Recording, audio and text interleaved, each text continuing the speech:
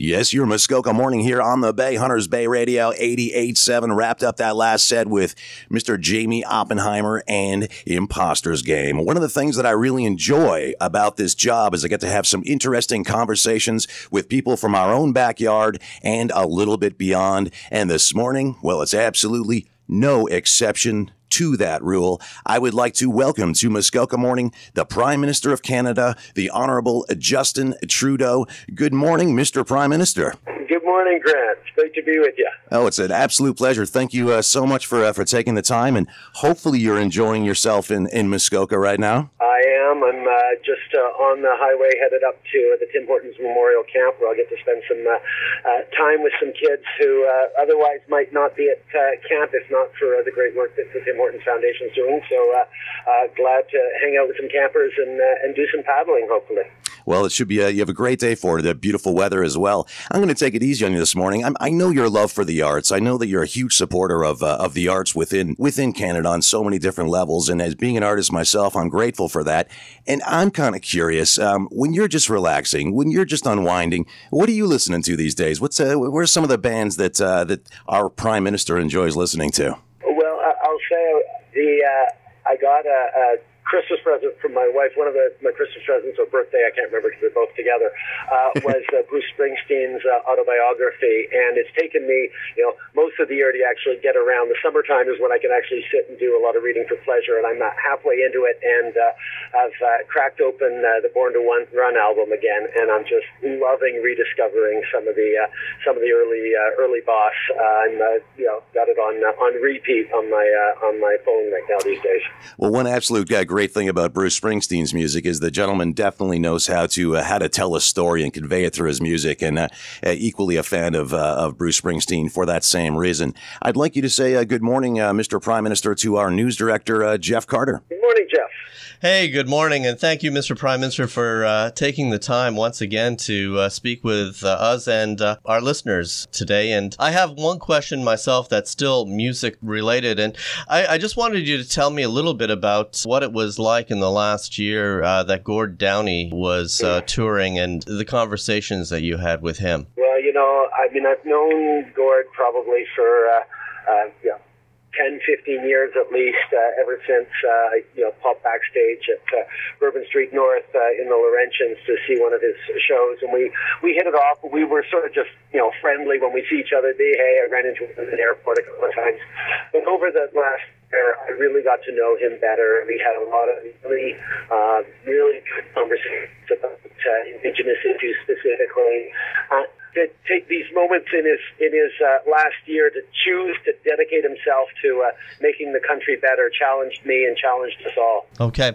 Now, we do have some more serious questions that have been submitted by our listeners, and I wondered if you wouldn't mind addressing some of their questions this morning. Sure. Okay, so the first one is, how can you as a Prime Minister and how can we as citizens combat the polarization and aggressive nationalism and the identity politics that have grown so common of late? And how do we concretely as a country and as a people promote inclusivity and diversity? And how do we remain a nation of we instead of becoming a nation of me as seen south of the border? Well, I think one of the core things is just focusing on being what Canadians are always really good at being, which is open to each other, respectful, listening to various points of view, and understanding that those different points of view put together make for more resilient communities. I mean, one of the things that we've seen with politics these days, more around the world than in Canada, but little bits here, is a lot of trying to shout out other voices and not actually listen to them. And the more we spend time actually,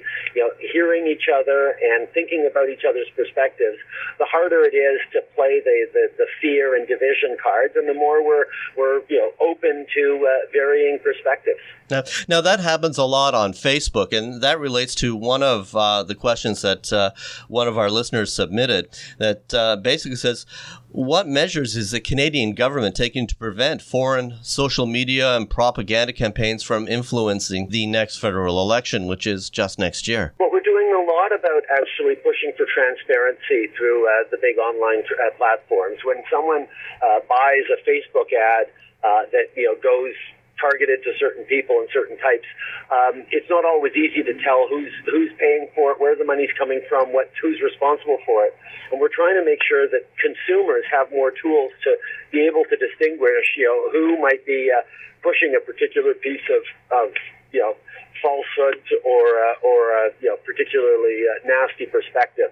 And the other thing we're trying to do is do a lot of work about educating people about the danger of false propaganda and the kind of torquing and division that actually can happen online. Do you have any concerns about situation with election meddling that the Russians have been accused of in the United States as it pertains to the upcoming election in 2019 on our side? Well, I think we've seen a lot of different groups and people around the world use social media in very aggressive, nasty ways and trying to undermine free and open and respectful societies.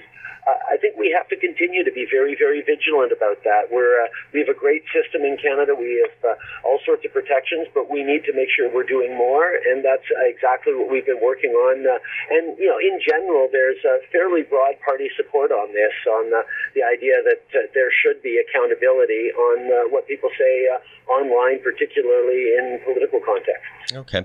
And I have one question on the pipelines that came from one of our listeners. He said that given fossil fuel use is not compatible with a healthy global climate system in the long term and will inevitably decline steadily over time as global energy economies transform into renewables, how can you justify doubling down on this industry by putting public dollars into fossil fuel infrastructure? I think most people understand that we need to grow our economy at the same time as we protect the environment, and that's why we're moving forward with historic oceans protection plans, why we're moving forward with a national plan to fight climate change that's going to be right across the country.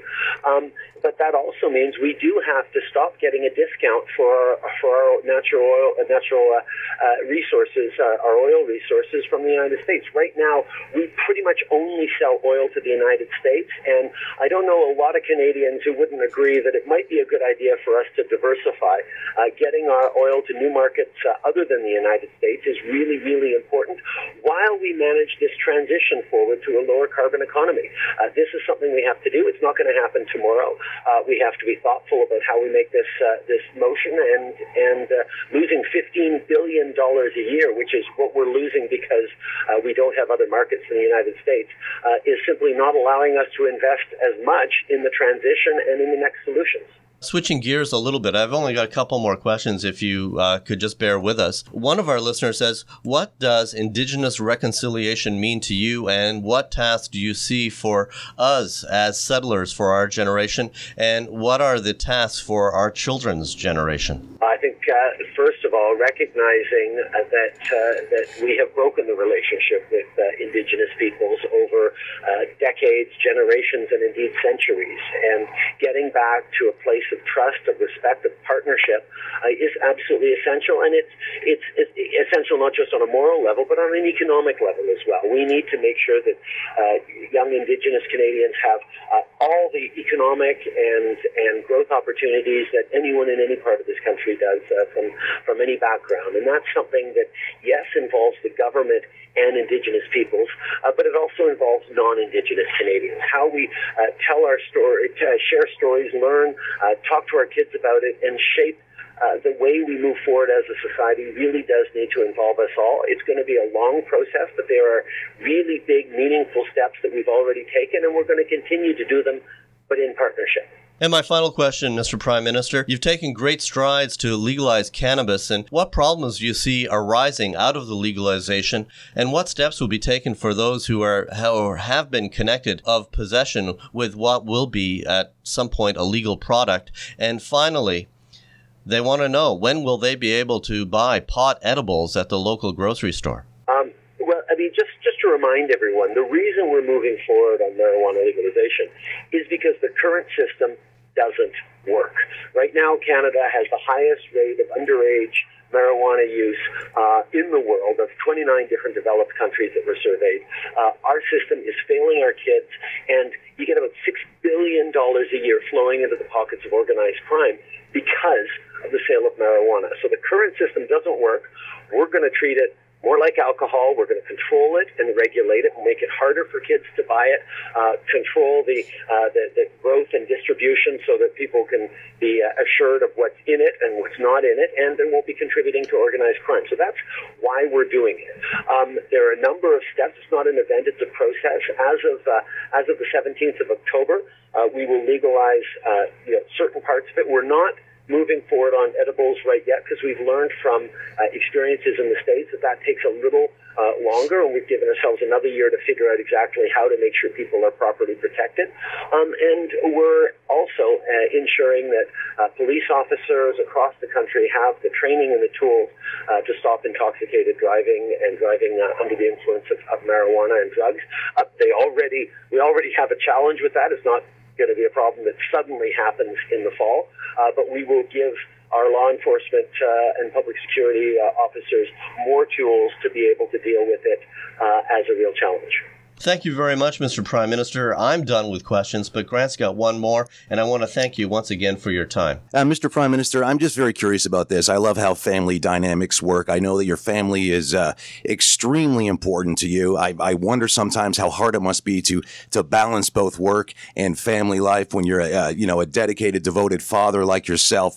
Obviously, you've had some good guidance throughout the years. So my question to you that I'm very interested in, what was one of the best pieces of advice that your father ever gave you? Focus on what I'm doing. When I'm with my family, I focus on being with them. I don't think about work. You stay grounded in those precious moments of why you're doing everything else you do, and everything becomes a little clearer in terms of what's important and what's less important. We thank you so much for your time this morning, sir. We know you're busy, and we're grateful that you took the opportunity. Enjoy yourself in Muskoka, and I've got it queued up for you because you said you wanted to hear it. It's The Boss and Born to Run. Thank you so much for your time, Mr. Prime Minister. Thank you, Grant. Safe travels.